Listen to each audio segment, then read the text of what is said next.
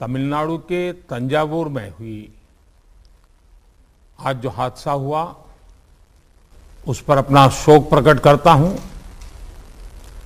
जिन नागरिकों की मृत्यु हुई है उनके परिवारों के साथ मेरी संवेदनाएं हैं।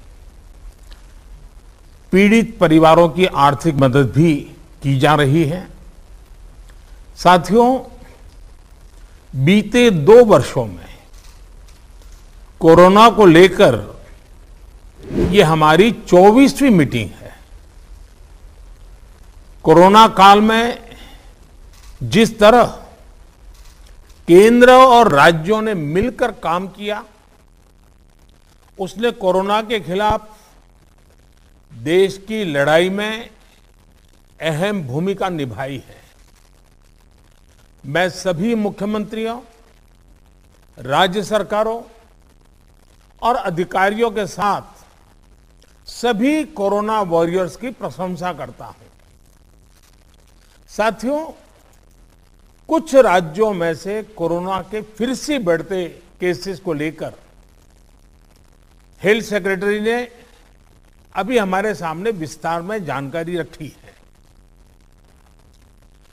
आदरणीय गृह मंत्री जी ने भी कई महत्वपूर्ण आयामों को हमारे सामने रखा है। साथ ही आप में से कई मुख्यमंत्री साथियों ने भी कई जरूरी बिंदुओं को सबके सामने प्रस्तुत किया है। ये स्पष्ट है कि कोरोना की चुनौती अभी पूरी तरह से टली नहीं है। ओमिक्रॉन और उसके सब वेरिएंट्स किस तरह गंभीर परिस्थिति पैदा कर सकते हैं, ये यूरोप के देशों में हम देख रहे हैं। पिछले कुछ महीनों में कुछ देशों में इन सब वेरिएंट्स की वजह से कई सर्ज आए हैं। हम भारतवासियों ने कई देशों की तुलना में अपने देश में हालात को काफी बेहतर और नियंत्रण में रखा है। इन सब के बावजूद पिछले 2 हफ्तों से जिस तरह से कुछ राज्यों में केसेस बढ़ रहे हैं, उससे हमें अलर्ट रहने की जरूरत है। हमारे पास कुछ महीने पहले जो लहर आई, उस लहर ने हमने उसमें से बहुत कुछ सीखा भी है। सभी देशवासी ओमिक्रॉन लहर से सफलतापूर्वक निपटे, बिना पैनिक किए देशवासियों ने मुकाबला भी किया। साथियों, 2 साल के भीतर देश ने हेल्थ इंफ्रास्ट्रक्चर से लेकर ऑक्सीजन सप्लाई तक कोरोना से जुड़े हर पक्ष में जो भी आवश्यक है वहां मजबूती देने का काम किया है। तीसरी लहर में किसी भी राज्य से स्थितियां अनियंत्रित होने की खबर नहीं आई। इसको हमारे कोविड वैक्सीनेशन अभियान से भी काफी मदद मिली। देश के हर राज्य में, हर जिले में, हर क्षेत्र में, चाहे वहां की भौगोलिक परिस्थितियां कैसी भी रही हो, वैक्सीन जन जन तक पहुंची है। प्रत्येक भारतीय के लिए ये गौरव की बात है कि आज भारत की 96% वयस्क आबादी को कोरोना वैक्सीन की पहली डोज लग चुकी है। 15 साल के ऊपर उम्र के करीब 85% नागरिकों को दूसरी डोज भी लग चुकी है। साथियों, आप भी समझते हैं और दुनिया के ज्यादातर एक्सपर्ट्स का निष्कर्ष यही है कि कोरोना से बचाव के लिए वैक्सीन सबसे बड़ा कवच है। हमारे देश में लंबे समय बाद स्कूल्स खुले हैं, क्लासेस शुरू हुई है। ऐसे में कोरोना केसेस के बढ़ने से कहीं ना कहीं पेरेंट्स के लिए चिंता बढ़ रही है। कुछ स्कूल्स में बच्चों के संक्रमित होने के मामले में भी कुछ न कुछ खबरें आ रही है, लेकिन संतोष का विषय है कि ज्यादा से ज्यादा बच्चों को भी वैक्सीन का कवच मिल रहा है। मार्च में हमने 12 से 14 साल के बच्चों के लिए वैक्सीनेशन शुरू कर दिया था। अभी कल ही 6 से 12 साल के बच्चों के लिए भी कोवैक्सीन टीका की परमिशन मिल गई है। सभी एलिजिबल बच्चों का जल्द से जल्द टीकाकरण यह हमारी प्राथमिकता है। इसके लिए पहले की तरह स्कूलों में विशेष अभियान भी चलाने की जरूरत होगी। टीचर्स और माता पिता इसे लेकर जागरूक रहें। हमें ये भी सुनिश्चित करना होगा। वैक्सीन सुरक्षा कवच की मजबूती के लिए देश में सभी वयस्कों के लिए प्रिकॉशन डोज भी उपलब्ध हैं।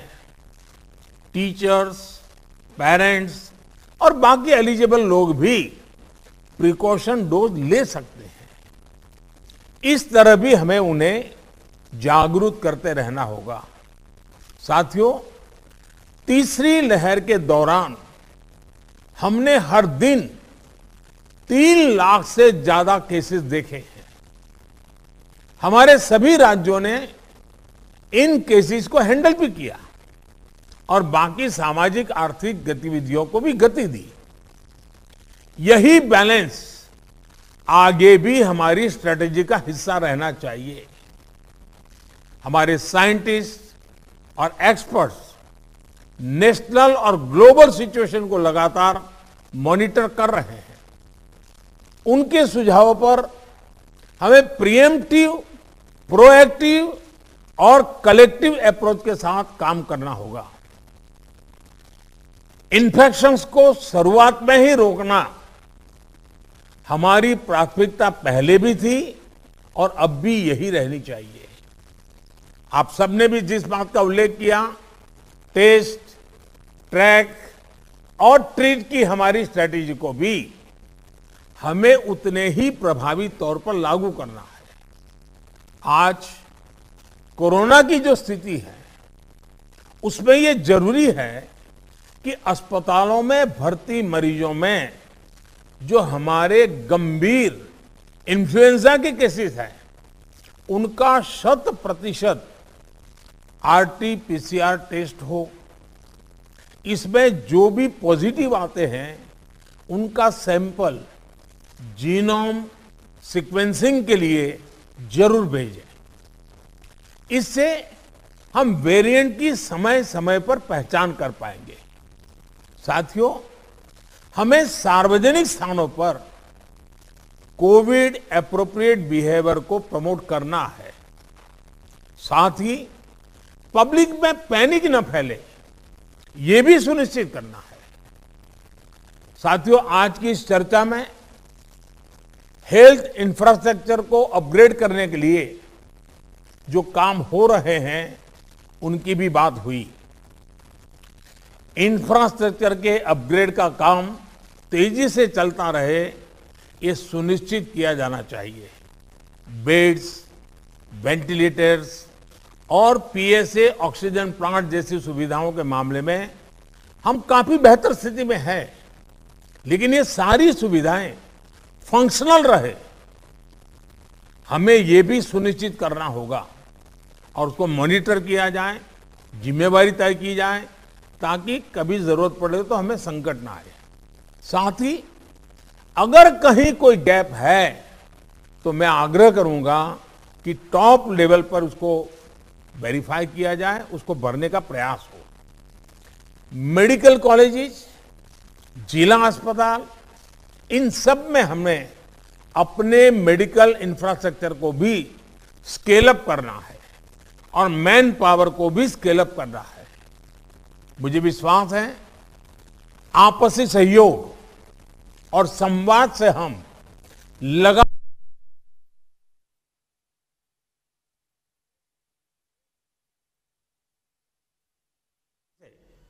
कोरोना के खिलाफ लड़ाई लड़ते भी रहेंगे और रास्ते भी निकालते रहेंगे। साथियों, कोऑपरेटिव फेडरलिज्म की जिस भावना को संविधान में व्यक्त किया गया है, उस पर चलते हुए भारत ने कोरोना के खिलाफ मजबूती से ये लंबी लड़ाई लड़ी है। वैश्विक परिस्थितियों की वजह से, बाहरी कारकों की वजह से देश की आंतरिक परिस्थितियों पर जो प्रभाव होता है, केंद्र और राज्यों ने मिलकर उसका मुकाबला किया भी है और आगे भी करना ही होगा। केंद्र और राज्यों के साझा प्रयासों से ही आज देश में बड़े स्तर पर हेल्थ इंफ्रास्ट्रक्चर में सुधार हो पाया है। लेकिन साथियों, आज इस चर्चा में मैं एक और पक्ष का जिक्र करना चाहता हूं। आज की वैश्विक परिस्थितियों में भारत की अर्थव्यवस्था की मजबूती के लिए आर्थिक निर्णयों में केंद्र और राज्य सरकारों का तालमेल, उनके बीच सामंजस्य पहले से अधिक आवश्यक है। आप सभी इस बात से परिचित है कि जो युद्ध की परिस्थिति पैदा हुई है और जिस प्रकार से सप्लाई चेन प्रभावित हुई है, और ऐसे माहौल में दिनों दिन चुनौतियां बढ़ती जा रही हैं। ये संकट, वैश्विक संकट, अनेक चुनौतियां लेकर के आ रहा है। ऐसे संकट के समय में केंद्र और राज्यों के बीच तालमेल को, कोऑपरेटिव फेडरलिज्म की भावना को और बढ़ाना अनिवार्य हो गया है। अब मैं एक छोटा सा उदाहरण देता हूं। जैसे पेट्रोल डीजल की कीमतों का एक विषय हम सबके सामने है। देशवासियों पर पेट्रोल डीजल की बढ़ती कीमत का बोझ कम करने के लिए केंद्र सरकार ने एक्साइज ड्यूटी में कमी की थी। पिछले नवंबर महीने में कम की थी। केंद्र सरकार ने राज्यों से भी आग्रह किया था कि वो अपने यहां टैक्स कम करे और ये बेनिफिट नागरिकों को ट्रांसफर करे। इसके बाद कुछ राज्यों ने तो भारत सरकार की इस भावना के अनुरूप यहां टैक्स कम कर दिया, लेकिन कुछ राज्यों द्वारा अपने राज्य के लोगों को इसका कोई लाभ नहीं दिया गया।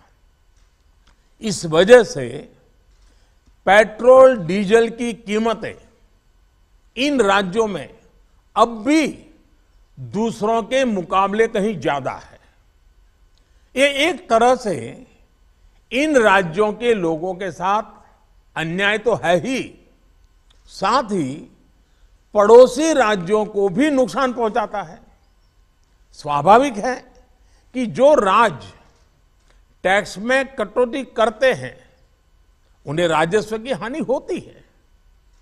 जैसे अगर कर्नाटका ने टैक्स में कटौती नहीं की होती तो उसे इन 6 महीनों में 5,000 करोड़ रुपए से ज्यादा का राजस्व मिलता।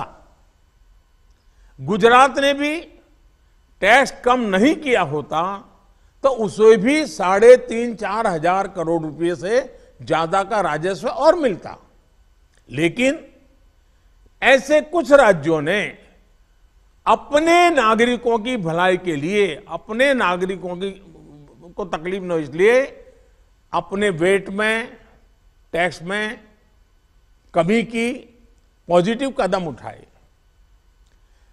वहीं गुजरात और कर्नाटक के पड़ोसी राज्य ने टैक्स में कमी न करके इन 6 महीनों में 3,500 करोड़ रुपए से लेकर के 5-5.5 हजार करोड़ रुपए तक अतिरिक्त राजस्व कमा लिया। जैसा हम जानते हैं कि पिछले साल नवंबर महीने में वैट कम करने की बात की थी, सबको मैंने प्रार्थना की थी, लेकिन कई राज्य मैं यहां किसी की आलोचना नहीं कर रहा हूं, मैं सिर्फ आपसे प्रार्थना कर रहा हूं, आपके राज्य के नागरिकों की भलाई के लिए प्रार्थना कर रहा हूं। अब जैसे उस समय 6 महीने पहले कुछ राज्यों ने बात को माना, कुछ राज्यों ने नहीं माना। अब कई राज्य जैसे महाराष्ट्र, पश्चिम बंगाल, तेलंगाना, आंध्र प्रदेश, तमिलनाडु, केरला, झारखंड, किसी न किसी कारण से उन्होंने इस बात को नहीं माना और उनके राज्य को, नागरिकों को बोझ कंटिन्यू रहा। मैं इस बात में नहीं जाऊंगा कि इस दौरान इन राज्यों ने कितना रेवेन्यू कमाया, लेकिन अब आपसे मेरी प्रार्थना है कि देश हित में आप पिछले नवंबर में जो करना था, 6 महीने डिले हो चुका है, अब भी आप अपने राज्य के नागरिकों को वैट कम करके इसका बेनिफिट पहुंचाइए। आप सब जानते हैं कि भारत सरकार के पास जो रेवेन्यू आता है उसका 42% तो राज्यों के ही पास चला जाता है। मेरा सभी राज्यों से आग्रह है कि वैश्विक संकट के इस समय में कोऑपरेटिव फेडरलिज्म की भावना पर चलते हुए एक टीम के रूप में हम सब मिलकर काम करें। अब मैं कई विषय हैं, बारीकी में नहीं जा रहा हूं, जैसे फर्टिलाइजर। आज हम तो फर्टिलाइजर पर दुनिया के देशों पर डिपेंडेंट है। कितना बड़ा संकट आया है, लगातार अनेक गुना सब्सिडी बढ़ रही है। हम किसानों पर बोझ ट्रांसफर नहीं करना चाहते। अब ऐसे संकट झेलने पड़ रहे हैं, तब मैं आप सबसे आग्रह करता हूं, प्रार्थना करता हूं कि आप अपने राज्य, अपने पड़ोसी राज्य, सभी देशवासियों के हित में उसकी सर्वोच्च प्राथमिकता दे। मैं एक और उदाहरण देता हूं। अब नवंबर में जो करना था नहीं किया, इसलिए पिछले 6 महीने में क्या हुआ है, आज चेन्नई में, तमिलनाडु में पेट्रोल करीब 111 रुपया के पास है। जयपुर में 118 से भी ज्यादा है। हैदराबाद में 119 से ज्यादा है। कोलकाता में 115 से ज्यादा है। मुंबई में 120 से ज्यादा है। और जिन्होंने कटौती की, मुंबई के ही बगल में दीव दमन में 102 रुपया है। मुंबई में 120, बगल में दीव दमन में 102 रुपया। अब कोलकाता में 115, लखनऊ में 105, हैदराबाद में 120 करीब करीब, जम्मू में 106, जयपुर में 118, गुवाहाटी में 105, गुड़गांव में 105 है।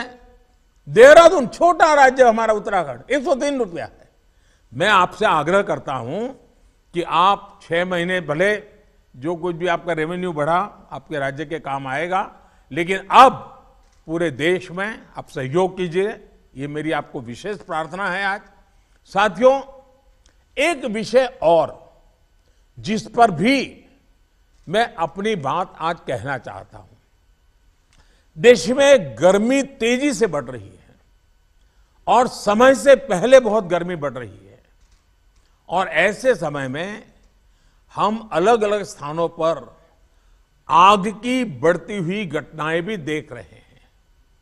जंगलों में, महत्वपूर्ण इमारतों में, अस्पतालों में आग की कई घटनाएं बीते कुछ दिनों में हुई है। हम सबको याद है वो दिन कितने पीड़ादायक थे जब पिछले साल कई हॉस्पिटलों में आग लगी, और वो बड़ी दर्दनाक स्थिति थी। बहुत मुश्किल समय था वो। अनेक लोगों को इन हादसों में अपनी जान गंवानी पड़ी थी। इसलिए मेरे सभी राज्यों से आग्रह है कि अभी से हम विशेषकर हॉस्पिटलों का सेफ्टी ऑडिट करवाएं, सुरक्षा के इंतजाम पुख्ता करें और प्राथमिकता के आधार पर करें। ऐसी घटनाओं से हम बच सके, ऐसी घटनाएं कम से कम हो, हमारा रिस्पांस टाइम भी कम से कम हो, जान माल की हानि ना हो, इसके लिए भी मैं आपको आग्रह करूंगा कि आप अपनी टीम को विशेष रूप से इस काम पर लगाइए और बिल्कुल मॉनिटरिंग कीजिए ताकि देश में कहीं हादसा न हो, हमारे निर्दोष नागरिकों को जान न गंवानी पड़े। साथियों, आप सभी ने समय निकाला, इसके लिए मैं एक बार फिर आप सबका आभार व्यक्त करता हूं और हमेशा मैं आपके लिए उपलब्ध रहता हूं। कोई भी जरूरी सुझाव आपके होंगे तो मुझे अच्छा लगेगा। मैं फिर एक बार आप सबका बहुत बहुत धन्यवाद करता हूं।